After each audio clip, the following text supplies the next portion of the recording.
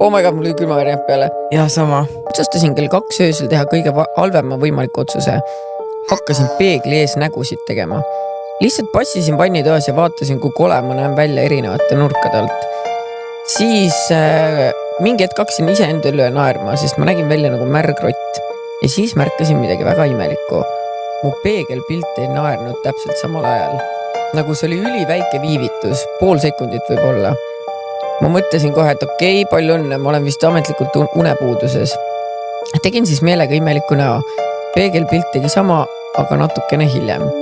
Mul tõmbas kõhu külmaks, liigutasin kätt kiiresti, jälle sama asi, nagu halb internetiühendus või midagi. Ma tagurdasin peeglist eemale, üritasin mitte paanikasse minna. Samal ajal ütles mu aju, ära muretse, see on kindlasti normaalne nähtus, mida teadus seletab. Ja siis peegelpilt lõpetas minu liigutuste kopeerimise täielikult. Ta lihtsalt seisis ja vaatas mind.